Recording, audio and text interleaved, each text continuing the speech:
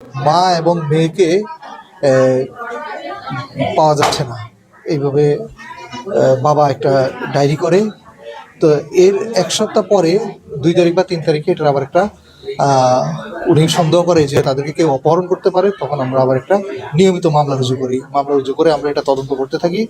তো মায়ের mobile number trace করতেছি, করে ঢাকায় মায়ের মোবাইল নাম্বারের একটা লোকেশন পাওয়া গেছে, একবারই অন করা হয়েছে। আমরা ওইভাবে কেন্দ্র করে মায়ের বাবার বাড়ি আবার ঢাকাতে, তো সেদিকে ইয়ে করে আমরা কাজ করতেছিলাম। তো সর্বশেষ আজকে খবর পাওয়া যায় যে এখানে এই বাসায় কিছু পচা গন্ধ বেরোচ্ছে। তখন আমরা এসে এই খাটের বক্সের ভিতরে একটা মায়ের লাশটা পাওয়া যায়। তো বাসায় যারা আছে তাদেরকে জিজ্ঞাসা করলে এই বাসার ভদ্র মহিলা, উনি একজন প্রাইভেট টিউটর। উনি ওই বাচ্চাটাকে প্রাইভেট পড়াতো। উনি বলছেন যে আমি 10-12 দিন আগে বাসায় এসে দেখি আমার দরজা খোলা, বাসার মধ্যে এই মহিলা মরা অবস্থা পড়ে আছে। তখন আমি লাশটাকে আমি আমার বোন সহ আমরা খাটের নিচে লুকিয়ে রাখি। এরপর থেকে আমরা এই বাসায় থাকছি, থাকছি খাচ্ছি এই অবস্থায় আছি যে তাদের এটা নিয়ে কোনো মাথা ব্যথা নেই এবং তারা কোনো গন্ধও পাচ্ছে না। কতদিন যাব? হ্যাঁ, তারা সোমবারের আগের সোমবার এই কথাটা বলতে পারে। তারা বলছে সোমবারের আগের সোমবারে আমরা ধরলাম 12 দিন 15 দিন এই ধরনের আগে যে তারা এই লাশটা এখানে সে পাইছে, পেয়ে সে লাশ পেয়ে খাটের নিচে রাখছে। কিন্তু মেয়ের লাশের ব্যাপারে তারা কোনো কথা বলে নাই। এরপরে তাদেরকে আমরা জিজ্ঞাসাবাদের জন্য থানায় নিয়ে গেছি। যে শিক্ষক যিনি, তিনি, তার একটা বোন আছে, ওই মেয়েটার মেয়ের ক্লাসমেট, তার বোন, বয়স 15 বছর। আরেকটা ছোট বোন আছে, তার বয়স 11 বছর।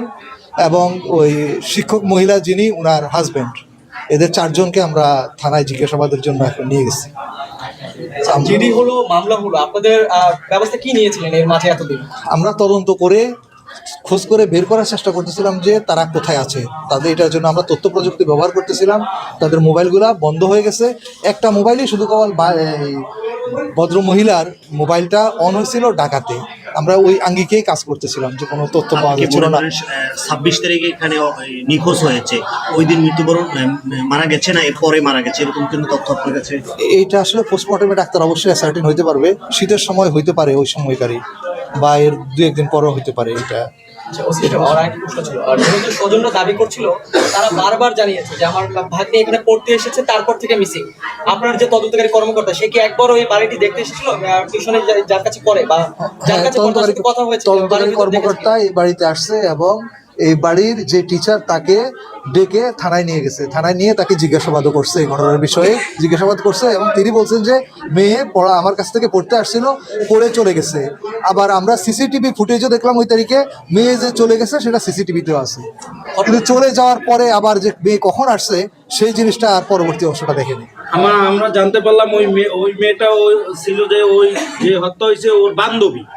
আমরা এখানে লোক মাধ্যমে শুনতে পেলাম, এ বিষয়ে আপনি কিছু বলেন? তাদেরকে বান্ধবী, এটা আমাদের কাছে আগের থেকে ছিল না, এখন আমরা জানতে পারলাম যে সে বান্ধবী। আপনি এটা নিশ্চিত হওয়ার পরে কিভাবে বললেন যে মেয়েটা বের হয়ে গেছে?